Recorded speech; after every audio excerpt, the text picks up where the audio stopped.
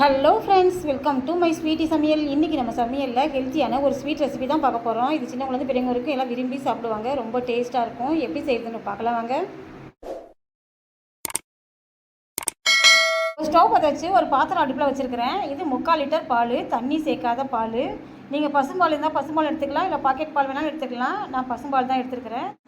பால் நல்லா கொதித்து நல்லா பொங்கி வருது. சுற்றி இருக்கிற ஆடையெல்லாம் எடுத்து விட்டு பால் நல்லா கிண்டி விட்டுட்டே இருக்கலாம். இந்த டைமில் ஸ்டவ் சிம்மில் வச்சுக்கலாம்.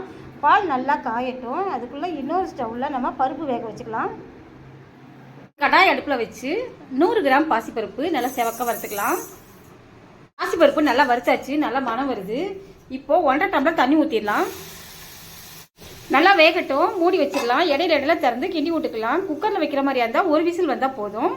150 கிராம் கேரட் எடுத்துக்கிறேன். இது கழுவி வச்சிருக்கிறேன். தேவலெல்லாம் சீவிட்டு 2 சைடு எண்டையும் கட் பண்ணிட்டு தேங்காய் திருவிழா திருவி எடுத்துக்கலாம். இப்போ திறந்து பார்க்கலாம்.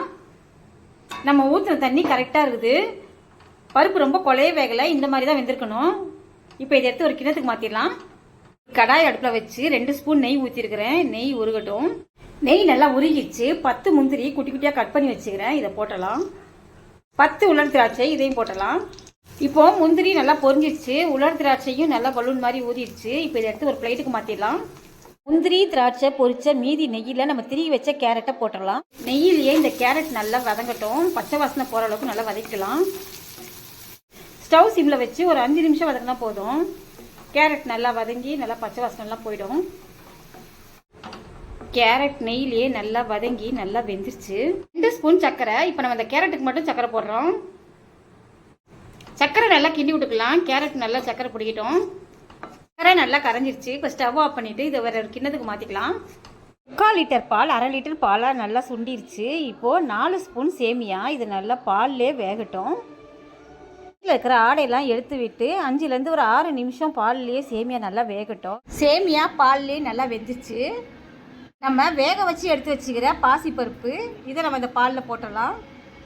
பாசிப்பருப்பு நம்ம ஏற்கனவே 3/4 வேக வச்சிட்டோம். இந்த பாலில் ஒரு 3 நிமிஷம் வேகட்டும். சுற்றி இருக்கிற ஆடையெல்லாம் எடுத்து விட்டு நல்லா கிண்டி விட்டுக்கலாம். பாசிப்பருப்பு பால்லையே 3 நிமிஷம் நல்லா வெந்துருச்சு.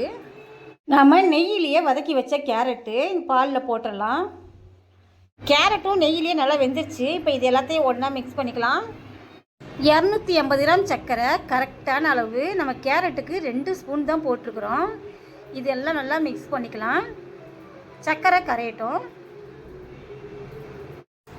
சர்க்கரை நல்லா கரைஞ்சிருச்சு. ஃபஸ்ட்டு ரொம்ப திக்காக இருந்துச்சு. இப்போ பாருங்கள் கொஞ்சம் தண்ணியாக இருக்குது. இது ஆறிடுச்சுன்னா கரெக்டாக இருக்கும். இந்த டைமில் நம்ம வறுத்து வச்சுக்கிற முந்திரி திராட்சை இதில் போட்டலாம். டேஸ்டான கேரட் பாசிப்பருப்பு பாயாசம் ரெடி ஆயிடுச்சு. இது ரொம்ப சூப்பராக இருக்கும். எல்லாம் விரும்பி சாப்பிடுவாங்க. ஹெல்த்தியான கேரட் பாசிப்பருப்பு பாயாசம் ரெடி ஆயிடுச்சு. கேரட் சாப்பிட மாட்டேன்னு சொல்கிற பிள்ளைங்களுக்கெல்லாம் இதை மாதிரி ஸ்வீட் செஞ்சு கொடுத்தா ரொம்ப விரும்பி சாப்பிடுவாங்க. இந்த வீடியோ பிடிச்சிருந்துன்னா மை ஸ்வீட்டி சமையலுக்கு மறக்காமல் சப்ஸ்கிரைப் பண்ணுங்கள். இன்னொரு நல்ல வீடியோவில் சந்திக்கலாம். பாய்.